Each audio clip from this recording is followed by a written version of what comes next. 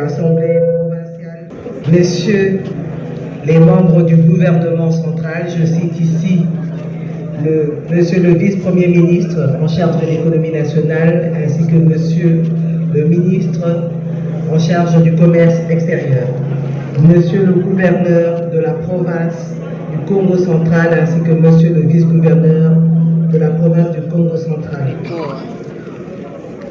honorables députés provinciaux, mesdames et messieurs les ministres provinciaux, monsieur le maire de Matadi, mesdames et messieurs les participants, mesdames et messieurs, en vos titres et qualités, qui a voté qui?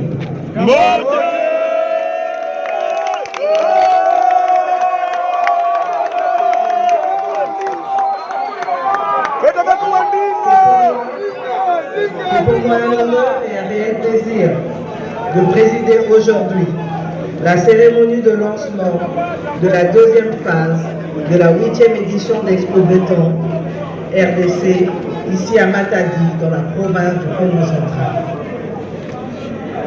À la première étape de Kinshasa, la semaine passée, la cérémonie d'ouverture de la première phase a été présidée par son Excellence, M. Félix Antoine Tshisekedi Tshilombo, président de la République, chef de l'État, à qui je rends un vibrant hommage pour sa vision de développement de notre pays et surtout pour son initiative dans le secteur urbain qui consiste à mener un projet pilote de ville assainie et connectée, dont la ville de Matadi. Ma présence ici parmi vous à Matadi, sur les terres de Kimpavita, de Simon Kimbangu et du président Kassavubu, a pour moi une dimension sentimentale dont vous pouvez aisément imaginer la charge émotionnelle.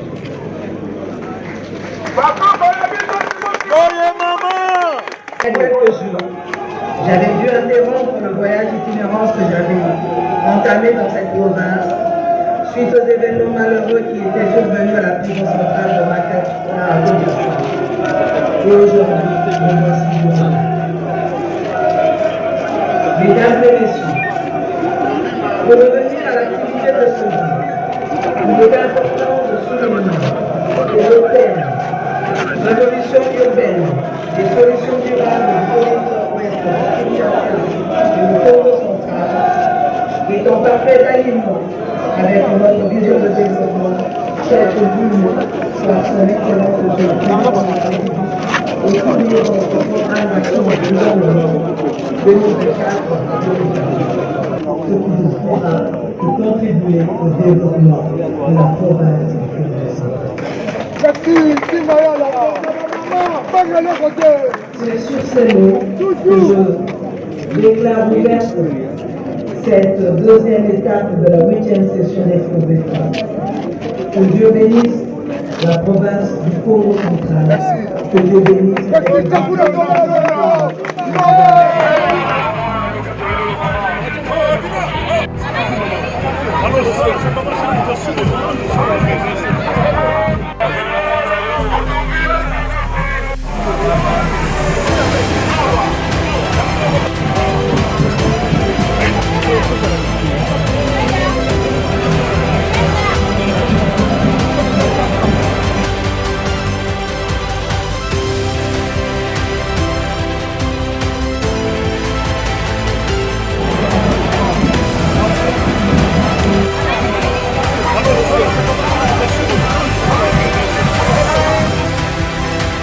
Nous étions déjà présents sur la première partie à Kinshasa. LP, Lerascom Petroleum, c'est une entreprise du groupe Ledia. Et il était important que aussi on soit présent ici au Congo central dans cette démarche d'accompagnement. Le secteur de l'urbanisme et ce travail qui est mis en place par le gouvernement est un travail important que le groupe Ledia dans son ensemble, très représenté sur cette édition puisqu'on est plusieurs entreprises à participer, mais LP en particulier souhaite accompagner. Comment accompagner? C'est très simple. Toutes ces entreprises qui, aujourd'hui, sont dans un projet de rénovation de cette politique d'urbanisme en RDC, à un moment, il va falloir le concrétiser. Pour le concrétiser, il faut mettre en place une grosse logistique. Sur cette logistique, LP participe à cette logistique en apportant sa pierre à l'édifice dans la mise en place davantage structurée de l'approvisionnement en produits pétroliers pour le corridor ouest de la RDC. LP, depuis 6 ans, nous travaillons. C'était un secteur très largement monopolistique il y a quelques années. Et grâce à cette initiative de M. Jean Lengo Diadinga, ce secteur s'est un peu ouvert et des gros partenaires privés sont aujourd'hui présents également sur ce secteur. Nous avons un terminal pétrolier ici à Ango avec une capacité de 33 000 m3 de réception. Nous avons un autre terminal à Maluku de 22 000 m3 de capacité de réception et nous organisons le transfert des produits pétroliers pour desservir Kinshasa. Nous œuvrons aussi sur un investissement continu, notamment pour progressivement nous relier sur les capacités de pipeline de manière à toujours mieux desservir les intérêts de la République démocratique du Congo. Merci. C'est plus un projet, c'est une société anonyme de distribution et de production de l'énergie provinciale.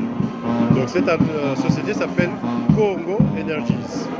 Donc c'est des fils des Congo et des filles des Congo où nous sommes rassemblés pour créer une entité qui permettra de pallier au déficit énergétique sur nos 10 provinces. Ce que nous allons faire, grâce à notre collaboration avec l'ANSER, nous allons créer des mini-centrales électriques, photovoltaïques et donc solaires et hydroélectriques. Nous venons en complément de la SNEL. C'est-à-dire que la SNEL a le grand projet INGA, mais ça peut prendre encore 5 à 10 ans pour qu'il soit complètement développé. En attendant, on essaie de pallier par des mini-centrales électriques pour que sur des zones d'ombre, on puisse avoir de l'électricité pour développer des activités agro-pastorales et aussi, bien sûr, éclairer la population. Nous allons sur les 10 territoires. Les projets ont été sélectionnés. Maintenant, on va les développer un à un sur le rythme peut-être de 2-3 centrales par an. Et ça nous permettra vraiment d'avoir une couverture de plus ou moins 20 à 30 mégawatts d'ici 2028. Donc nous voulons démontrer l'exemple pour que nos frères qui sont au Katanga, qui sont au Kasaï, suivent la même démarche. D'ailleurs, les précurseurs dans cette démarche, ce sont nos frères du Nord et du Sud Kivu qui ont développé des sociétés de distribution, de production et de distribution d'énergie provinciale.